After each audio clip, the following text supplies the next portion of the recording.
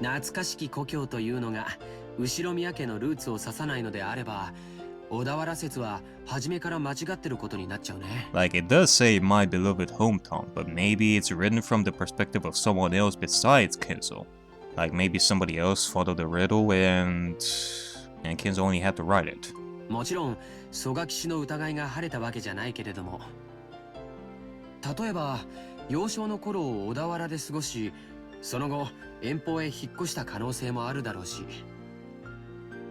おお、さっきから何の話かわかんない。Sadly, おお。 Maria had completely left out of the conversation, and she now sat puffing out her cheeks in boredom. つまりだな。黄金すごろくの最初のスタート地点が決まらないことには何も始まらないってことだぜ。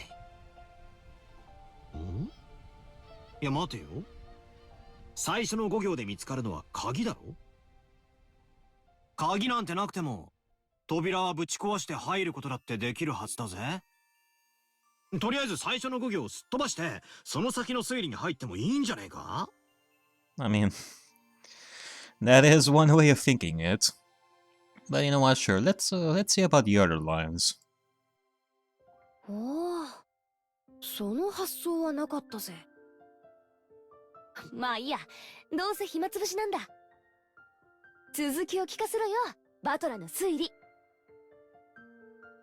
でもその先からは急に物騒になるんですよね。Yeah, he talks about killing. Shannon-chan frowned slightly after looking back at Maria's notebook to recall what was written there. Yeah, I was forced to agree.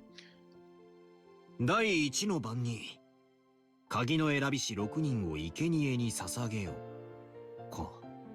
The first twilight offered the 6 chosen by the key as sacrifices. 6 chosen by the key. いきなり物騒になるな。第二の番には寄り添う2人を引き裂けときたもんだ。Tear apart the two who are close. 恋仲を破談させるのか。文字通り引き裂くという意味なのか。わかりかねるけど、どっちにせよ気持ちの悪い話だぜ。その第2の番の解釈を別にしても、第1の番に6人、第4の番から第8の番までで5人、少なく見積もっても11人が生贄にされなきゃならない。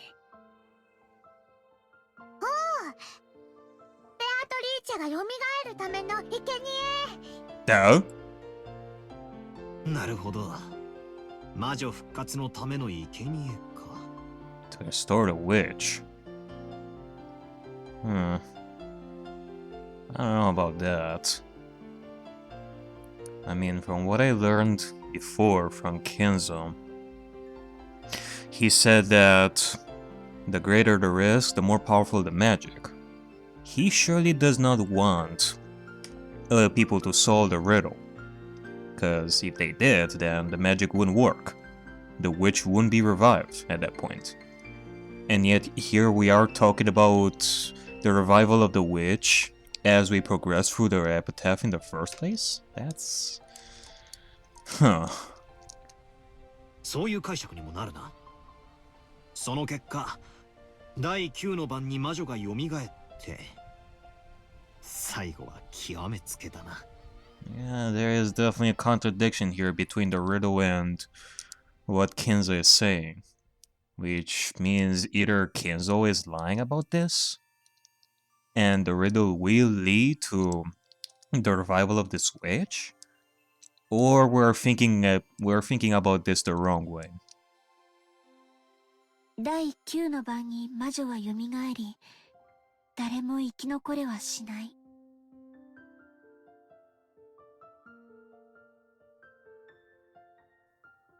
Maybe it's talking about a completely different witch. Maybe it's not talking about Beatrice. 結局はみんな死んでしまいます。それでようやく次の第10の番にゴールってことになってんな。みんな死んじまうのに黄金鏡へ至るだろうって言われても困ったもんだぜ。鍵を手に旅に出た当人も生き残れないに含めるのかどうかは解釈の分かれるところだね。しかしよ、最後のところには面白いことが書いてあるぜ。ゴールした後、魔女からもらえる4つの宝の行だよ。一つは全ての黄金。問題は次だ。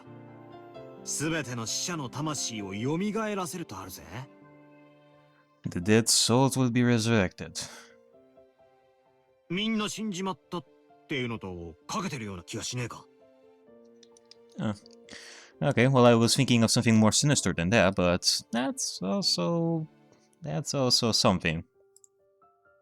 それを言われれば、次の失った愛すらも蘇らせるという部分は、第二の晩の寄り添いし二人を引き裂けにかけているようにも見えますね。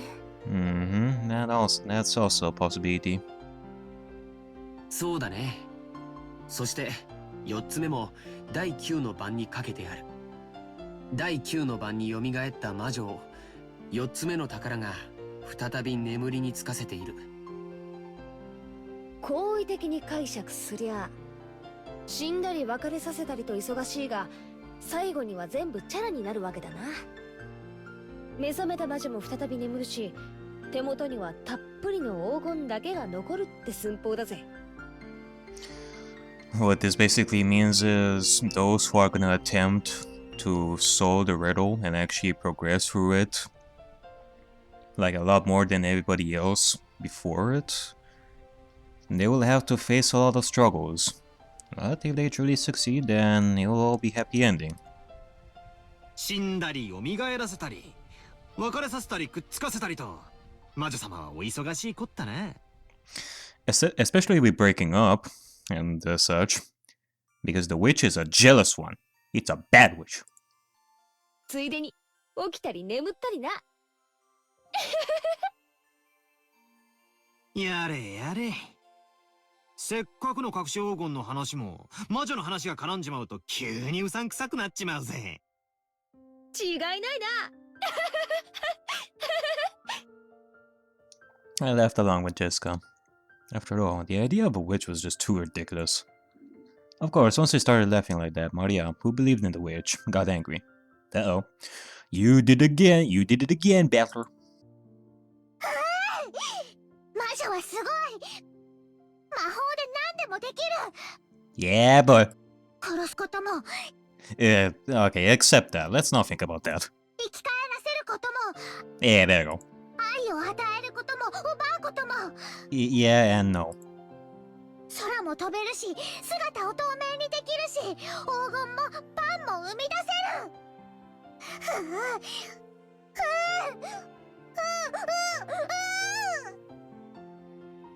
いけね。悪い。冗談だよ。Jessica apologized, sticking out her tongue, but Maria didn't accept it. She grabbed her notebook back out of my hands and, opening it to some other pages, tried to prove that the witch existed. Oh? Those pages had colorful drawings of witches on them. Oh. And well conveyed the fantastical image Maria had of witches. Well, that's so lovely. It wasn't the normal sinister image of a crooked-nosed hag flying around on a broom, but a dreamlike person with the natural powers who could do anything and wear a beautiful dress. It was just what you'd expect from an imaginative young girl. I mean, that definitely stemmed from the portrait of Beatrice, that's for sure. Cause that woman is wearing a long dress, that's for sure. Flitting through the sky, crossing a rainbow, dancing around all night with a teacup and a teapot that would never get empty, no matter how much you poured out of it. With a flourish of her staff, the singing of My Little Teapot, and the stars in the sky would become candy and pour down. And flowers that produce sweets would bud by the roadside. To Maria, witches were the only concept that could embody the magical dream that so captivated her. As she grew older, it was the last remaining thing that could give richness to her dull and plain everyday life. That's why Maria believed in witches. You know what? That's lovely. That is beautiful. Whatever makes Maria happy. Including witches and magic. Which I'm totally down to. She didn't want that dream of hers to be tarnished. That's why she didn't want anyone to tarnish the epitaph, which affirmed the existence of witches. Because the witch named Beatrice is Maria's dream. マリアちゃんにとっては、これは黄金の隠し場所を示すものじゃなくて、魔女を蘇らせるための魔法なんだって。So it was a single link between Maria and the witch. Maria was very angry and clung to Giorgianiki. Jessica and I scratched our heads and apologized. Yeah, you better apologize, goddammit. It might not be possible to smooth things over again like the time she got mad in front of the portrait. Maria didn't seem willing to be easily consoled. Unlike Jessica and I, who hung our heads wondering what to do, Shannon-chan timidly opened her mouth. マリア様、ご存知ですか？私たち使用人の間では、ベアトリーチ様の怪談が語り継がれているんですよ。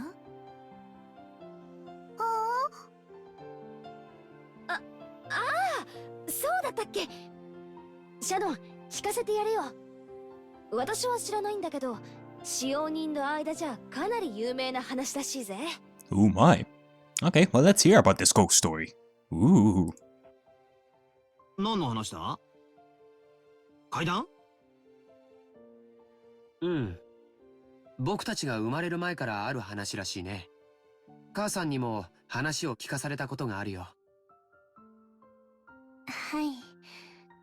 この島にお屋敷が建てられてからずっと語り継がれている話です。当時の使用人たちは、お屋敷には昼と夜で違う主がいると囁き合っていたそうです。The tale that Shannon told was just like a typical campfire ghost story. If there was a forest with a witch living inside it, then of course the witch would come pay the mansion a visit from time to time. At some point, this ghost story naturally sprouted up between the servants. ちゃんと閉めたはずの窓や扉や鍵がもう一度見回りに来たら開いていたとか。Oh. 消したはずの明かりがついていたり。Oh. つけたはずの明かりが消えていたり。Oh. 置いたはずのものがなくなっていたり。置いた覚えのないものが置かれていたり。そういうことがあるたびに古い使用人たちは魔女が姿を消してお屋敷を訪れいたずらをしていったのだろうと囁き合ったそうです。Spooky pesky ghosts.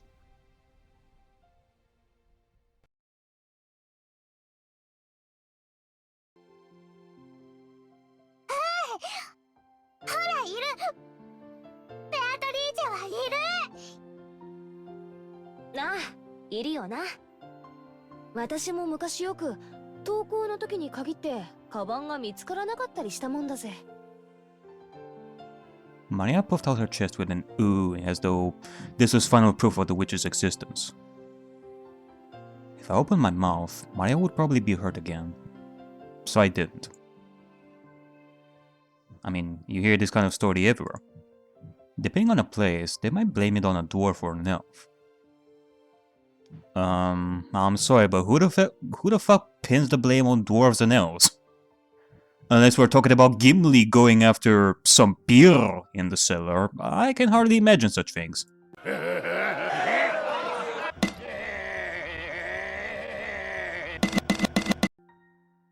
The only difference is that they call it a witch on this island.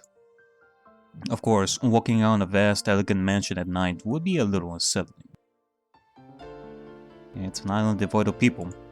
Since the mansion is so drafty, walking around on the night of a thunderstorm would certainly be eerie. 他にも鬼火や輝く蝶々が舞っているのを見たという使用人も。Will-o'-the-wisps and glittering butterflies? カノン君もそれらしいものを以前夜の見回りの時に見たことがあると言ってました。あと最近ではお屋敷の中で深夜に不思議な足音をよく聞くと使用人の間で話題です。私たちは肖像画の中のベアトリーチェ様が姿を消してお屋敷の中を散歩しているんだろうと囁き合ってるんですよ。ずいぶん前ですが、私もそうかもしれない足音を夜の見回りの時に聞いたことがあります。ひゅー、そりゃ怖えな。あ、でも怯えることはないんですよ。ベアトリーチェ様は親方様とは異なるもう一人のお屋敷の主です。だから変に怯えたりしないで敬意を持っていれば決して悪いことはしないのだそうです。ただし敬意を持たないと恐ろしいんだったね。What, is she gonna turn people into ghosts? Send them to hell? Chop their heads off? はい。 You mean all the above? 私が勤めを始める直前に階段を転がり落ちて腰に大怪我をして辞めた方はベアトリーチェ様のことを悪く言っていたそうです。だから使用人たちはベアトリーチェ様のお怒りに触れたのだろうと噂し合ったそうです。バトラとチェシカきっとお怒りに触れる。 You heard that? You guys are fucked. Ugh. わあ、悪かったぜ。お怒りに触れちゃたまらねえ。謝るよ、マリア。もちろん魔女様にも謝るぜ。ベアトリーチェ様、ごめんなさい。よそ者のザレ言と思って勘弁してやってください。私も謝るぜ。ベアトリーチェ様、ごめんなさい。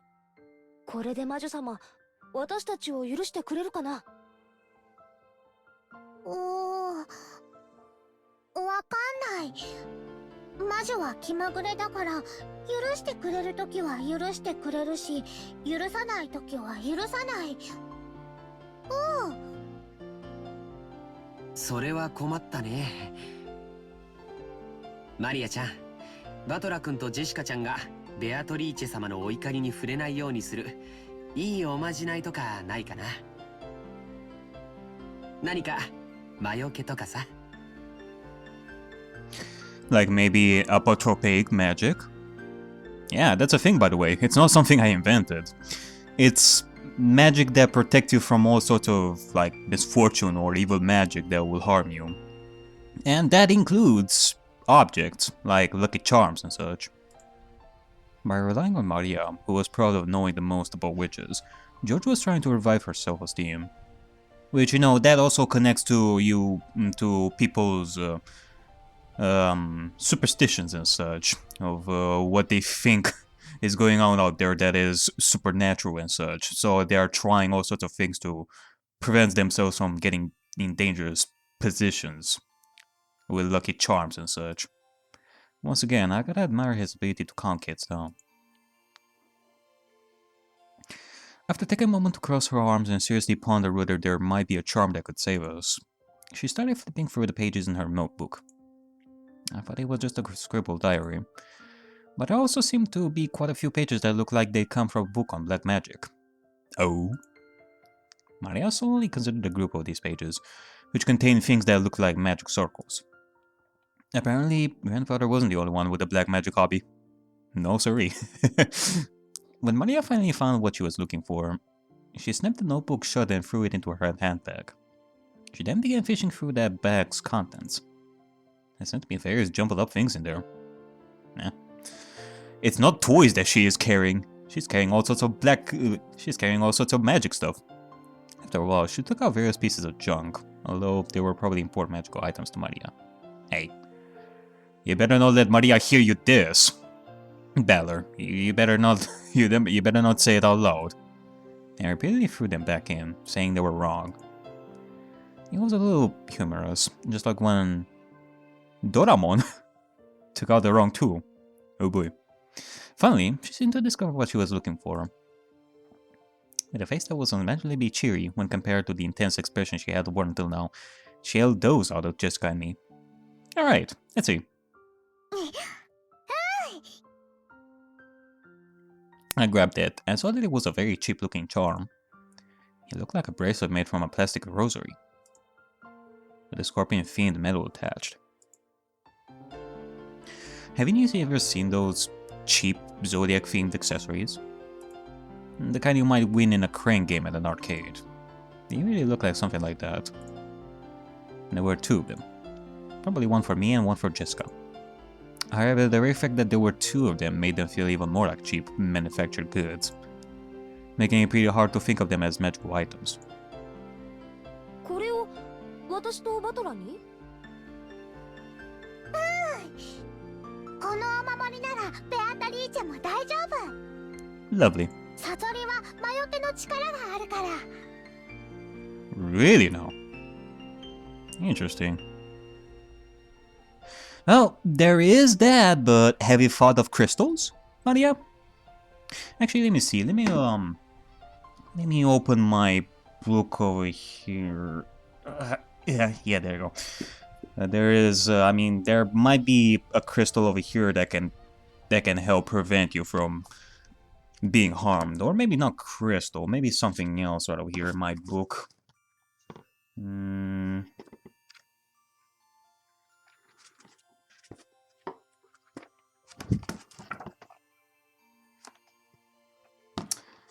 The power of crystals.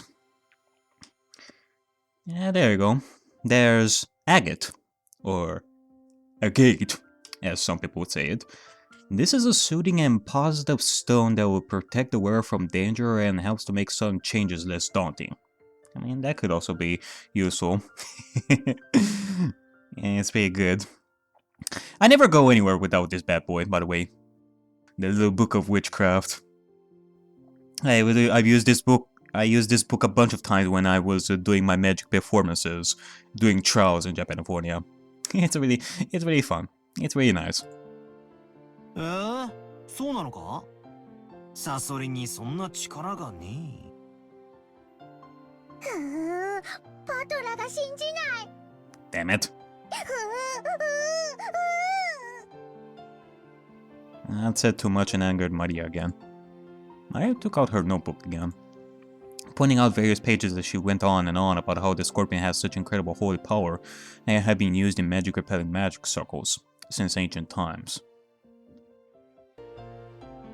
あ、他の使用人の子から聞いたことがあります。 Other young servants? I mean, who else is there of your age, Shannon, besides Kanon? サソリって魔術では魔除けのシンボルとして描かれることもあるんだとか。へえ、そうなのか。サソリは悪い魔法や最悪から守ってくれる。そしてエメラルドは心に平和をもたらしてくれる。だから二重で効果がある。Okay, well that's lovely. ほんとだ。サソリがエメラルドを抱いて守ってるね。なるほど。これはご利益がありそうだよ。I really wanted to make fun of those worthless looking charms. But as I watched Maria explaining with all her heart and realized that she'd found them for our sakes, I started to feel like it might actually work, even if it was just a prize from some game center. Battler, why can't you just roll with it? Whether you believe in magic or not, just don't be an ass. The material quality of the charm didn't matter.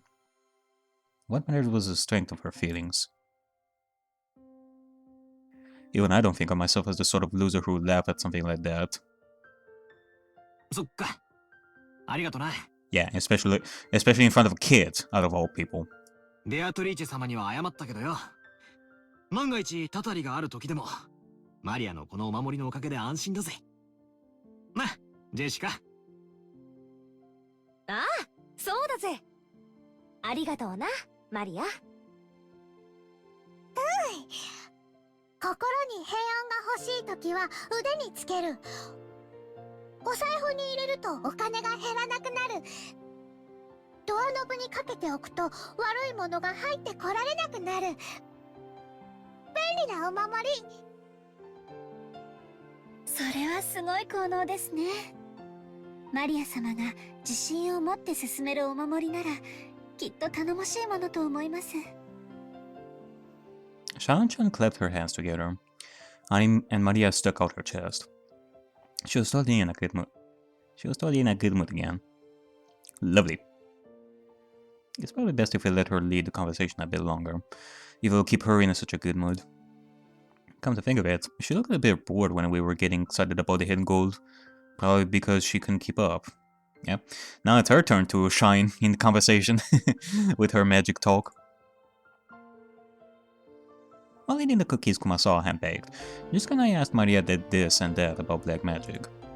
Maria happily chatted away in response to our questions. Each time, Georgianiki and Shannon-chan would act surprised or chime in. Oh! The clouds in the sky grew darker and darker, but we cousins really enjoyed communicating freely after a year of separation.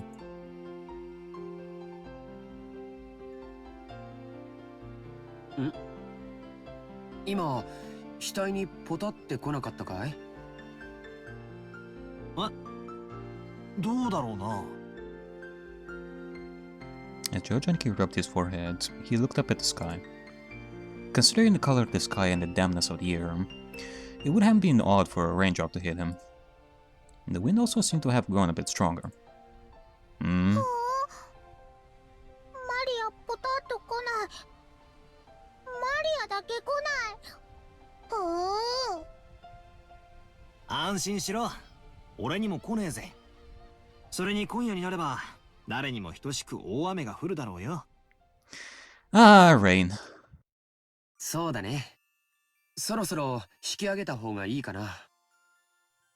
Shannon-chan looked down at her watch. It was probably well into the evening by now. もう仕事に戻る時間かよ。はい。皆様と一緒で楽しい時間を過ごさせていただきました。ありがとうございました。Yeah, with all the pleasure in the world. It was fun. It was fun having you with us too. Talking about the epitaph and the witch story and magic. 熊沢さんにクッキーをごちそうさまって伝えてね。さあみんな、片付けを手伝おう。Shannon-chan declined our help, saying that this was a servant's job. But picking up a dropped fork before the waitress has to is like my purpose in life. We folded up the blanket, gathered up the trash, and helped clean everything up.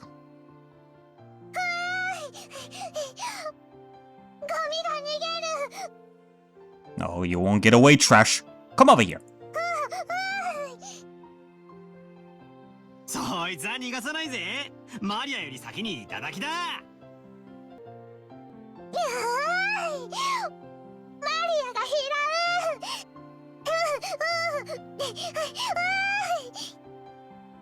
マリア、靴を濡らすなよ。怒られるぜ。The money out chasing after some trash sent flying by the powerful wind was just another game. By the time we finished, the wind was blowing pretty strongly. Probably a good time to head back. Oh. Trash escaped! God damn it.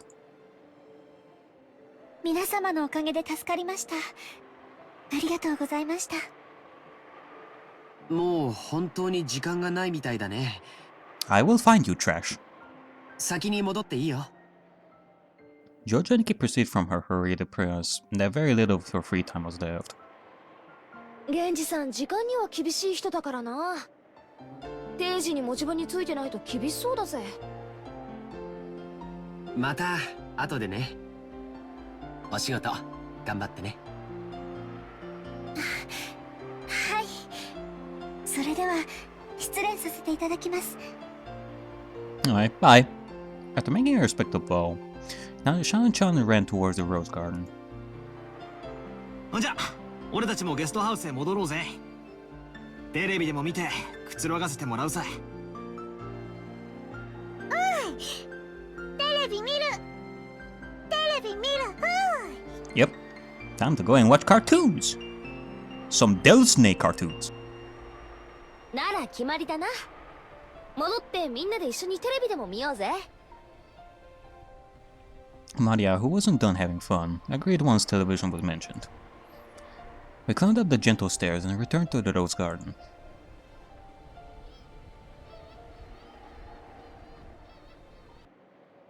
The wind had grown very strong, and roses shook throughout the garden like ripples on the water. This might be our last chance to see these beautiful roses. I'll bet tonight's typhoon ruins them. バラ、今夜の風でやられちまうかもしれないな。Oh no! Mr. Rose! We have to save Mr. Rose! そうだな。バラたちもラッキーだったと思うぜ。台風の前にバトラたちを歓迎できたんだからよ。花はいつか必ず散る。でも、だからこそ咲き誇る今をめでることができるんじゃないかな。そうだな。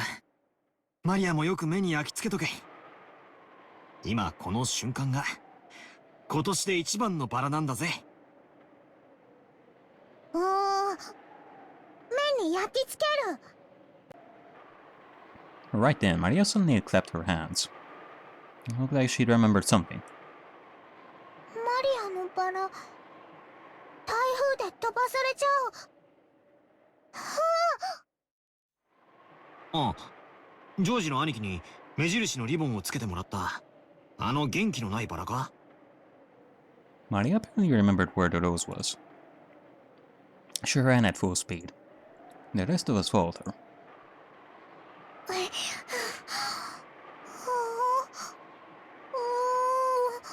Oh, don't tell me that it's gone. あれはどこだったっけな。確かこの辺だったと思ったぜ。We searched everywhere around that area, but it was only a single flower among all these roses after all. Even though we knew it was somewhere close by, we weren't able to find it.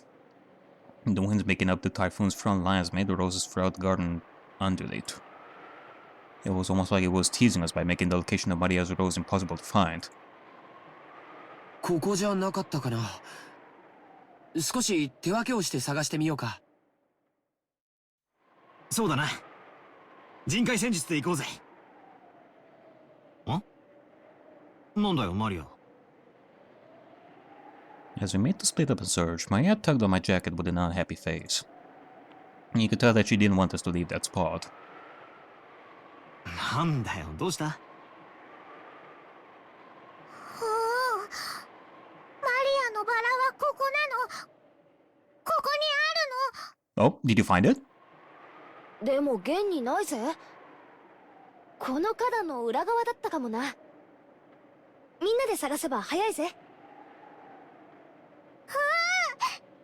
こなの。マリアのバラはここなの。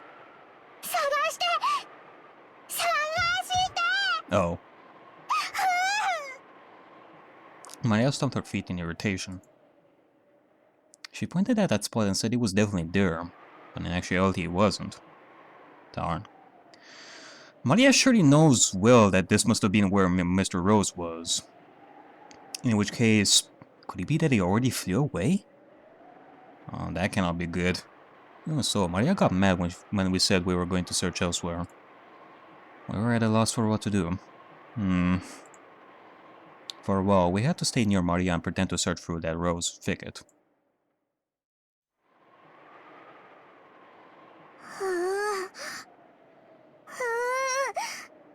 ない。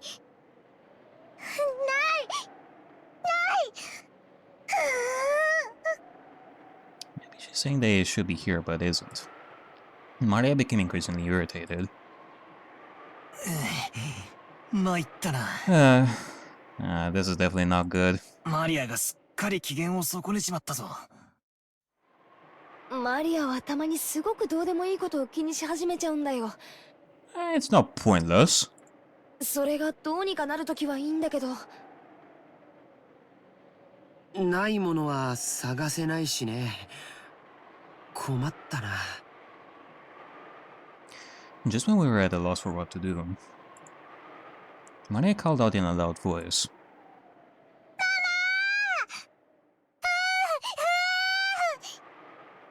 We could see Aunt Rosa in the direction Maria was waving her hand. Maybe she wanted to look at the garden one more time before the typhoon came. Or maybe she had some business at the guest house. Aunt Rosa was coming from the mansion. She quickly noticed her daughter's voice and came over. あらあら、どうしたのみんな。何か探し物なの？探して。ママもマリアのバラを探して。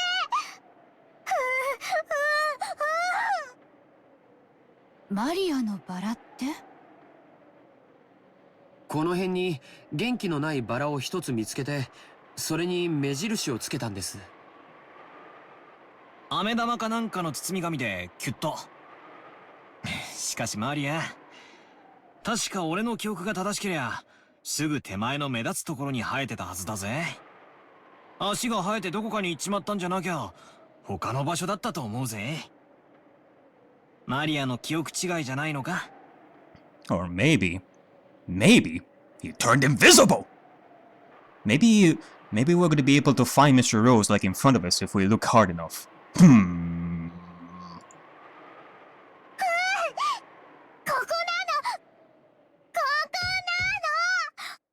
パトラが信じてくれない。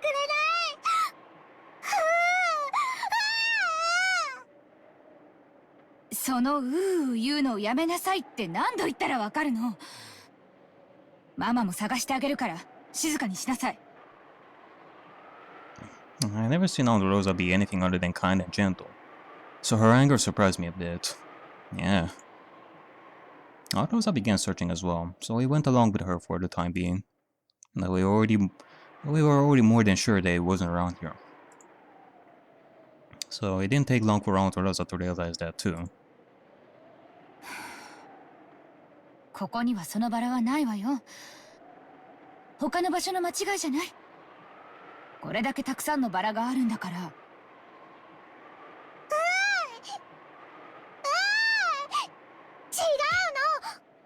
ここにあるの。Darn, this isn't good at all. Something tells me that Mr. Rose is fooling us. He's making Maria all upset because of this. That or somebody else is fooling us. Somebody took the rose and is making us go through this. And that somebody is in the bushes! Nope. False alarm. ママも信じてくれない。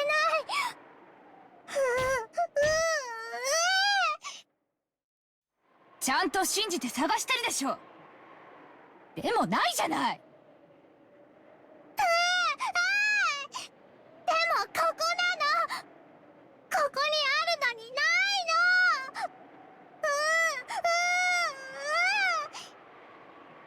の。じゃあ誰かが抜いちゃったんでしょ。とにかくその言うのやめなさい。Hey now, no need to start yelling at your daughter, Rosa. Come on.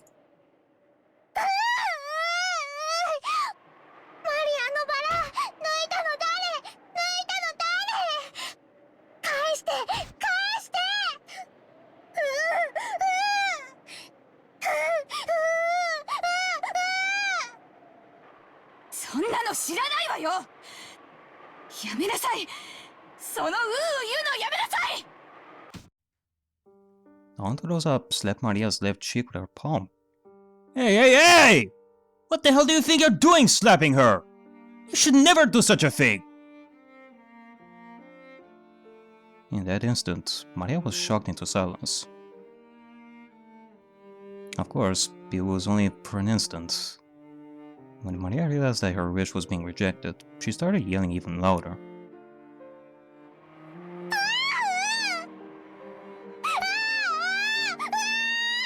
Ah, Jesus Christ. Look what you've done.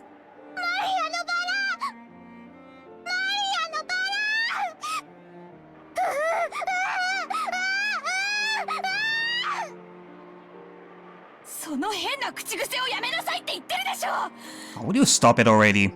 You really think that slapping her and yelling at her like this will solve it? You gotta calm the fuck down, Rosa. だからクラスの子たちにもバカにされるんでしょうが。いい加減にしなさい。 Once again, her palm slapped Maria's cheek. You gotta be kidding me. This time she didn't go silent. She choked as she started crying, and began to bawl in an increasingly loud voice. Rosa was clearly irritated and lifted her hand once more to try and shut her daughter up. ローザおばさん Hey, you better cut it out! まあまあ小さい子供のことですしそんなマジになんなくても I tried to cut in with a bitter smile, rubbing my hands together. But Donna Rosa glared at me with a serious face, and I realized that I should have stayed out of this. No, don't just back off, Valor! Tell her that what she's doing is wrong! There are certain ways to teach your kid discipline, and this is definitely not the right way. ごめんね。バトラ君たちはちょっとお部屋に戻っててくれる。おばさんはマリアとちょっと話があるの。Are you kidding me? Do you really think that we're gonna let you do that? Do you really think that? Are you kidding me?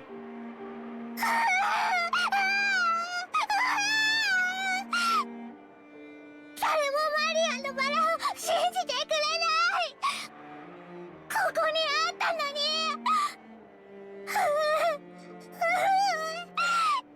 探して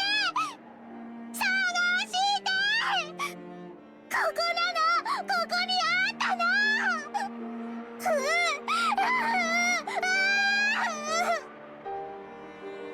でもないじゃない。なら他の場所の勘違いでしょ。こ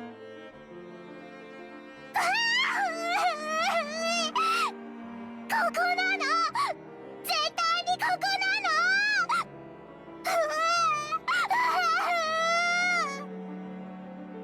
じゃあなくなっちゃったのよ。諦めなさい。どうしてマリアのバラがなくなっちゃうの。どうして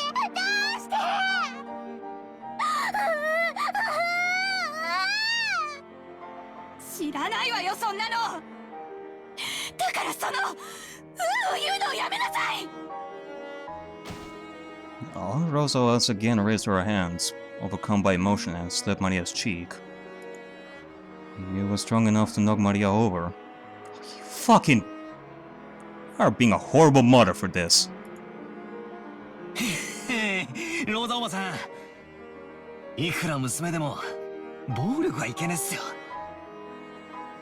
I stepped between them to protect Maria, who was still on the ground, crying ooh.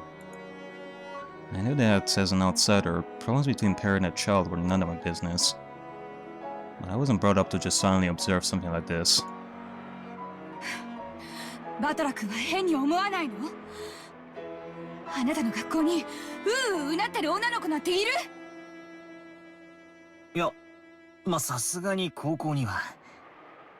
でも小学生ならそういう言うのも可愛いじゃないですか。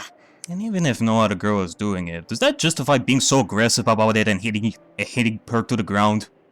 It's not like she's hurting anyone by doing it. And it's more than likely a phase that she will grow out of with time. I mean, everyone else thinks it's cute. You're just annoyed by it. 可愛い？言うのが可愛い？可愛いって？ My careless words seemed to have earned me onto Rosa's wrath. Oh, good! She grabbed my collar with a terrifying expression. バカ言ってんじゃないわよ。マリアがいくつか知ってる？ 9 歳よ。小学4年生なのよ。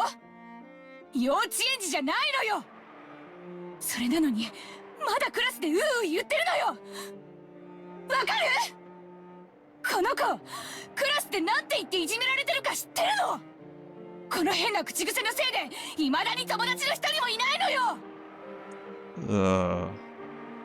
無責任にマリアのこと可愛いとか言って現実から目をそらさないで。この子の将来のことをもっともっと真剣に考えて。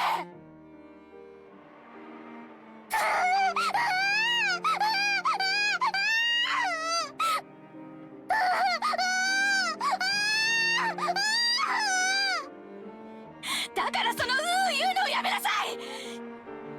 やめろって言ってんでしょ。Rosa stroked Maria's quivering head, from which an increasingly unhappy voice was rising. Okay, well that's enough, Rosa! I tried to stop it, but Round Rosa pushed me away. My back hit George Yankee.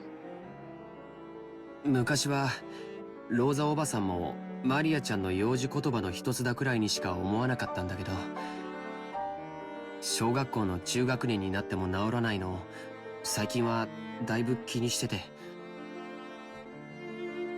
別にどういう言葉遣いをしようと関係ねえだろ。そのまま社会人にはなれないよ。だから見ていて気持ちのいい光景ではないけれど、これはおばさんたち親子の問題なんだよ。You gotta be kidding me, George. You really think this is okay? That this is what should fix it? You really think that Maria will grow into a perfectly normal adult if Rosa keeps doing this? Hell, it could get even worse!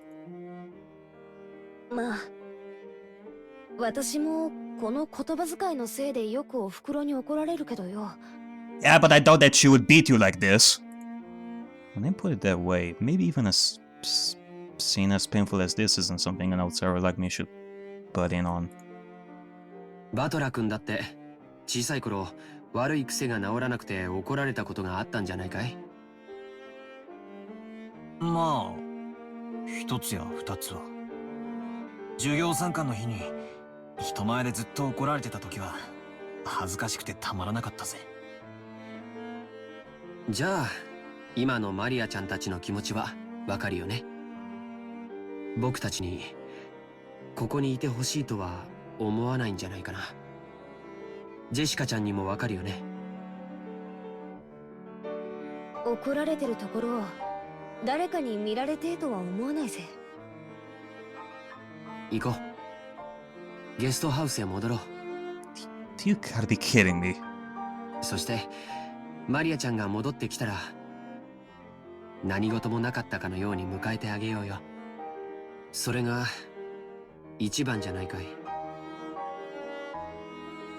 I thought George Yankee's point was probably a reasonable one.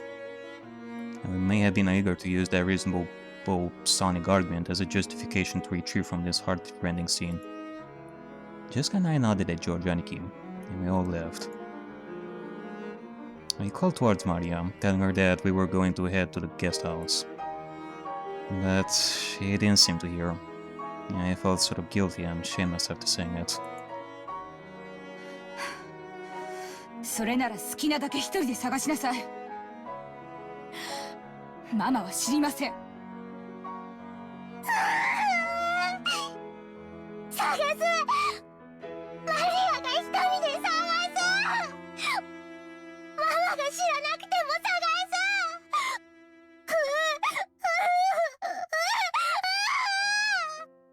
勝手にしなさい。After blasting her with those last few words, Rosa spun on her heels and quickly returned to the mansion. Maria probably viewed that as a cold gesture meant to injure. But that wasn't Rosa's intention. It was because the hand with which she had so emotionally struck Maria's cheek was still numb. It was because if she stayed there screaming, she might again be taken over by her emotions and continue slapping her daughter's cheek over and over. After Rosa left, Maria was left alone in his rose garden. The wind began to blow stronger and stronger, and every once in a while a raindrop would fall on her forehead. However, Maria couldn't leave that place. Not until she found that poor wilting rose. He had definitely been there. Even so, it wasn't. Even though she knew the place, and even though it had been there, it wasn't. Maria bitterly stared at the place it was supposed to be, and fought frantically. Maybe the angle I'm looking from is wrong. Maybe the height I'm looking from is wrong. While gazing at a single point, Maria repeatedly stood up, changed her position and continued to stare. And the wind was getting stronger and stronger, but Maria kept on looking for that rose in front of the flower bed.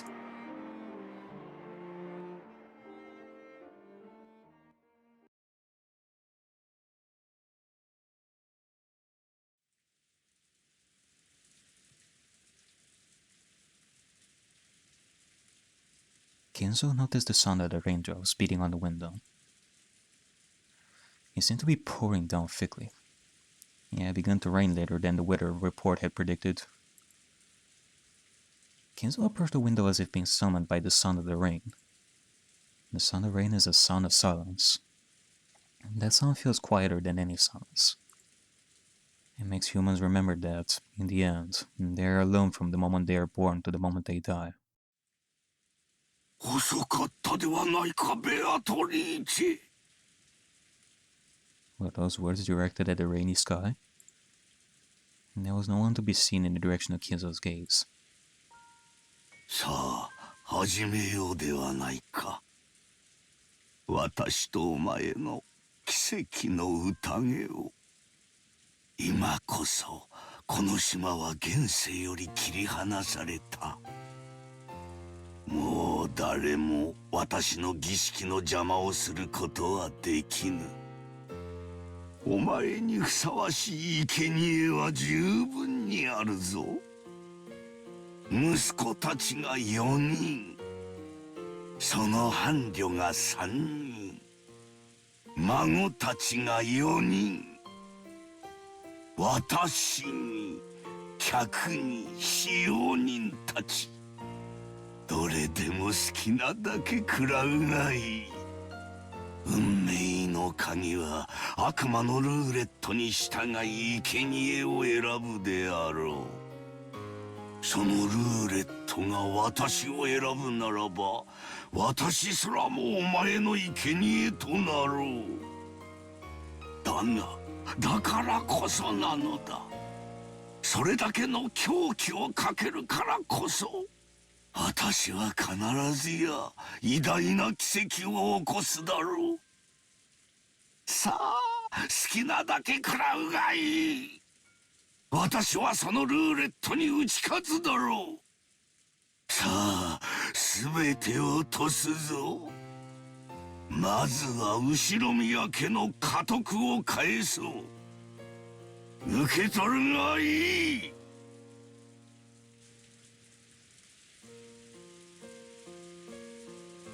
Kenzo tore the window open, ripped the golden ring off his finger, and forcefully threw it away. At that time, the sound of thunder rang out, giving the illusion that the lightning had accepted the ring.